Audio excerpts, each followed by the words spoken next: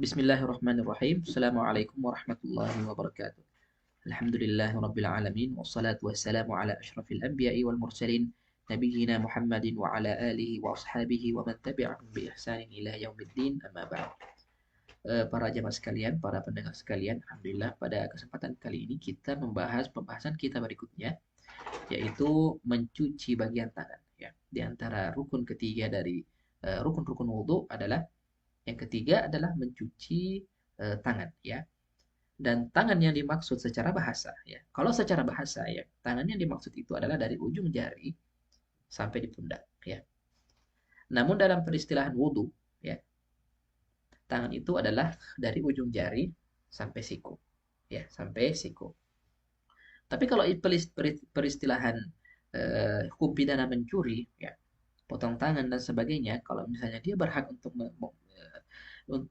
dipotong tangannya karena sudah memenuhi syarat sehingga dia harus dipotong tangannya, maka yang dimaksud adalah dari ujung jari sampai di pergelangan tangan saja. Jadi tidak dipotong sampai di sikut sebagaimana wudhu ya.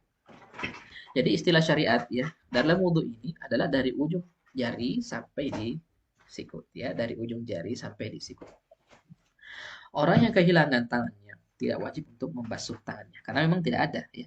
Jadi setelah dia membasuh muka ya, dia langsung lompat ke kepala ya. Dia langsung lompat untuk membasuh kepala dan tidak membasuh tangannya ya. Kemudian bagaimana dengan orang yang memiliki sikut tapi sikutnya tidak tidak pada tempatnya ya. Allah mengatakan wamsahu wa aydiyakum ilal marafiq ya, wa aydiyakum ilal marafiq. Ketika Allah menjelaskan hukum-hukum rukun-rukun dari wudhu, Allah mengatakan wa aydiyakum ilal marafiq, dan tangan kalian hingga ke sikut kalian ya, sikut kalian. Jadi dimanapun sikutnya berada, maka Allah mengatakan bahwa maka para fuqaha mengatakan bahwa di situ juga, sampai situ juga dia membasuh tangannya ya. Jadi kalau misalnya sikutnya nempel di pundak ya, sikutnya bukan di sini tapi di pundak sini nempel, mau atau di sini ya atau di sini ya, maka para ulama mengatakan ya dia membasuh sampai situ ya.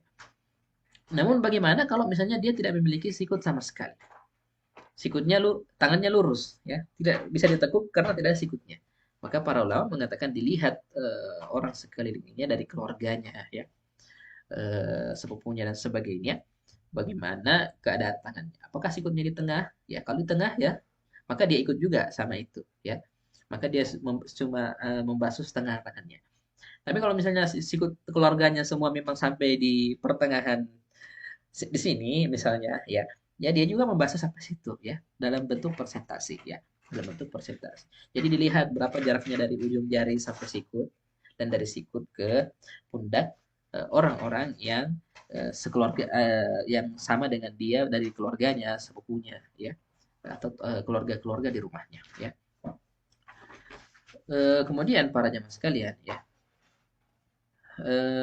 kalau misalnya tangannya terpotong ya, maka dia wajib untuk membasuh tangan yang tersisa. Dan tangan yang dimaksud adalah tangan yang di istilah wudhu ya. Jadi kalau misalnya terpotong di tengah sini ya, maka dia membasuh dari ujung sini sampai di sikut ya. Kalau terpotongnya di sini, maka dia membasuh dari sini sampai di sikut ya. Tapi kalau terpotongnya di sikut pas ya, maka dia wajib untuk membasuh ujung sikut yang tersisa.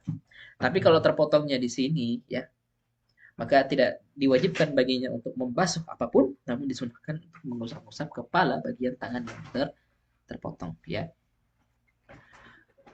Kemudian para jamaah sekalian, bagaimana dengan kotoran yang ada di atas tangan ya? Dan ini juga berlaku untuk kaki ya, berlaku untuk kaki.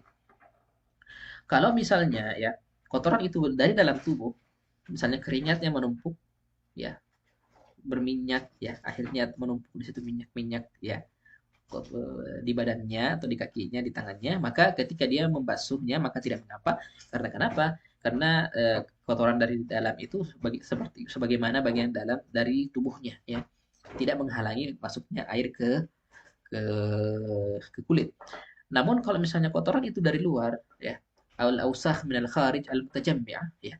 Kotoran dari luar yang menumpuk ya, maka itu harus untuk dihilangkan agar air bisa masuk dan sampai ke kulitnya ya, ke kulitnya.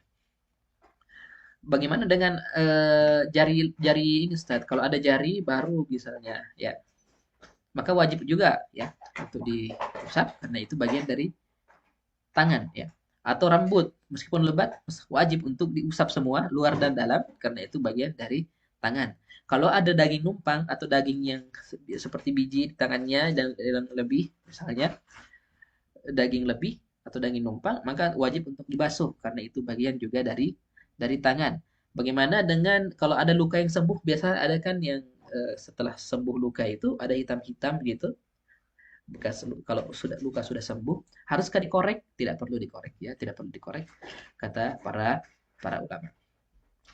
Kemudian para jamaah sekalian ya, yang terakhir ya sedikit yang disebutkan oleh para ulama bahwa kalau misalnya di bawah jari kita ada kotoran atau kuku kita terlalu panjang ya sehingga menghalangi masuknya air ke bagian yang wajib dibasuh dari ujung jari tangan ya. Misalnya bagian sini ya. Di sini kan wajib, semua wajib untuk dibasuh, untuk kena air. Karena tangan ya seperti sebagaimana wajah ya, wajib untuk dibasuh semuanya dan tangan juga harus wajib untuk dibasuh semuanya. Tidak perlu yakin ya, cukup 80%, 90% yakin bahwa air sudah sampai di situ. Namun kalau ada misalnya kukunya terlalu panjang ya, atau ada kotoran di bawah kuku yang menghalangi masuknya air di situ, maka para ulama mengatakan dia wajib untuk memotong kukunya dan membersihkan bagian bawah kuku tersebut agar air bisa masuk ya, agar air bisa masuk. Kalau misalnya dia sudah berwudu ya dan baru dia lihat bahwa di situ ternyata di situ ada kotoran atau kukunya panjang, maka para ulama mengatakan terkhusus dalam mazhab Syafi'i mengatakan bahwa dia wajib memotong kukunya dan membersihkan bagian bawah kukunya tersebut. Kemudian dia cukup ya untuk mencuci bagian tersebut, kemudian membasuh kepala dan mencuci kaki ya eh, karena wajib secara berurutan itu wajib ya. Jadi kalau misalnya dia tidak membasuh tangannya tadi ya dia eh, kukunya panjang ya dia kukunya panjang tadi itu jadi tidak dianggap sedang berwudu ya karena belum sempurna wudunya untuk bagian tangan. Jadi ketika wudhu tangannya tidak sempurna, maka yang setelahnya pun tidak dianggap karena secara berwudhu secara berurutan itu wajib ya. Tapi kalau berwudhu secara berkesinambungan itu tidak wajib ya. Jadi tidak mesti membasuh muka dulu, kemudian tangan, kemudian wajah, kemudian kepala, kemudian kaki. Tidak mesti eh, langsung ya, tidak mesti langsung. Meskipun wajib berurutan tapi tidak mesti langsung ya.